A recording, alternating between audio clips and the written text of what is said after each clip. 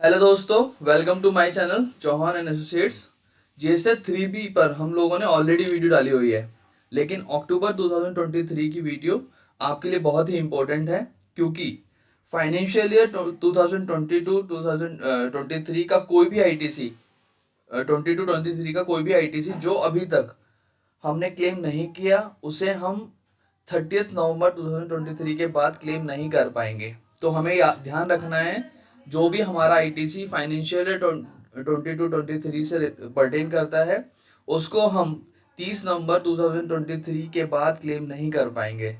ठीक है, तो मैं हूं आपका दोस्त सी ए विश्व चौहान। स्टार्ट करते हैं बिना किसी देरी के। ओके, तो सबसे पहले मैं आपको दिखा देता हूं जीएसटी 3B। तो डैशबोर्ड पे क्लिक करते हैं। ओके, एक file return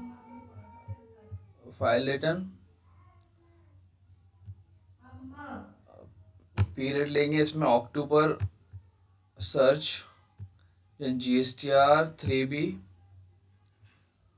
okay, no, next, close. Okay, तो बेसिकली ये हमारा डेटा है। यहाँ पे हमारा GSTR 1 का डेटा आएगा इसके अंदर। ठीक है, यहाँ पे हमारा एलिजिबल आईटीसी आता है, exam related GST inward supplies आती हैं, और इंटरेस्ट लेट फी।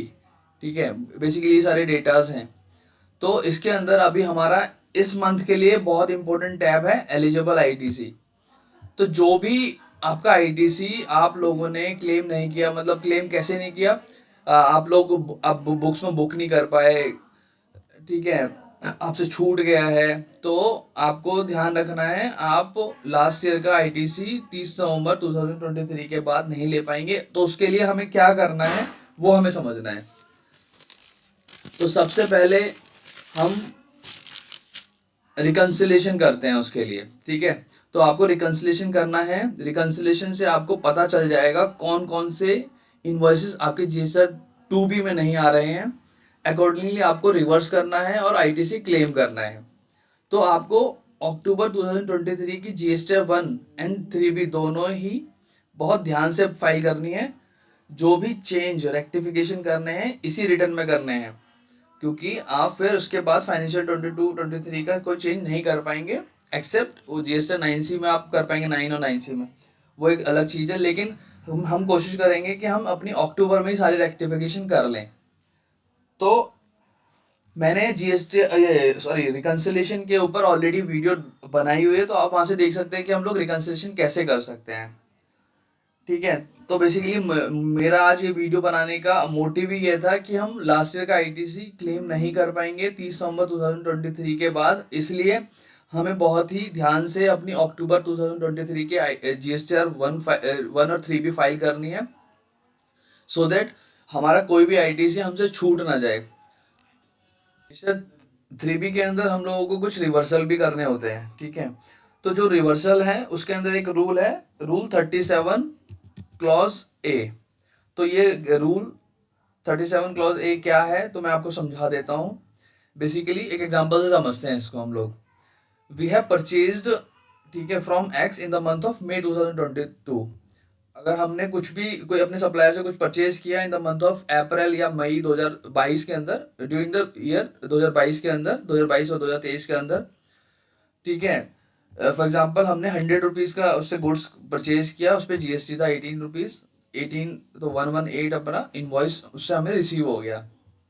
तो उस इन्वॉइस के बेसिस पे हम लोगों ने क्या किया, now we have filled our GST 3B in the month of May 2022 and we have taken our ITC.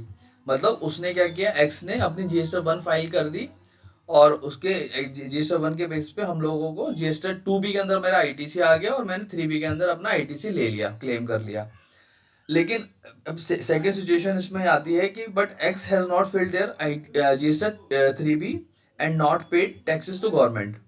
तो उसने एक्स ने क्या किया, जीएसटी 3B ही फाइल नहीं करी, टैक्स भी पे नहीं किया। तो एज पर रूल 37 एक ये कहता है कि अगर आपके सप्लायर ने अपनी जीएसटी 3B फाइल नहीं किया लास्ट ईयर की, और उसने टैक्स पे नहीं किया है, तो हमें अक्टूबर, जो कि हमारा लास्ट डेट है, ठीक है, रिवर्सल के लिए और आईटीसी क्लेम के लिए, तो 30 नवंबर 23 हमारा लास्ट डेट है, 30 नवंबर 2023 तक हम लोगों को जो भी रिवर्सल करने हैं, जो भी आईटीसी क्लेम करने हैं लास्ट ईयर के फाइनेंशियल 22-23 के, वो हमें करने हैं। तो now we need to reverse our ITC in the month of October 2023 as per rule 37A। तो रूल 37A के अकॉर्डिंग हम लोगों को वो आईटीसी रिवर्स करने हैं जिसके अगेंस्ट में हमारे सप्लायर ने जीएसआर 3B फाइल नहीं की या फिर अपना टैक्स पे नहीं किया, ठीक है। एंड इन द फ्यूचर, अगर फ्यूचर में एक्स ने अपनी जीएसटी 3B फाइल कर देता है, टैक्स पे कर देता है, तो हम लोग वो आईटीसी रिक्लेम कर सकते हैं। ये भी यहाँ पे है, इसकी भी कोई टाइम लिमिट नहीं है, फ्यूचर में कभी भी। तो मैं आपको दिखा देता हूँ इस टाइप का जो आईटीसी होता है ना, हम लोगों को आईटीसी रिवर्स वाली टैब में ये जो सेकंड पॉइंट है अदर्स के अंदर, यहाँ पे रिवर्स करना होगा जो भी मेरा सीजीएसटी, आईजीएसटी, एसजीएसटी है, ठीक है। तो यहाँ पे रिवर्स करना होता है। और एक चीज और मैं आपको दिखा देता हूँ कि लोगों को हम कैसे देखेंगे कि मेरे सप्लायर ने अपनी जीएसटी 3B फाइल की है या नहीं की है।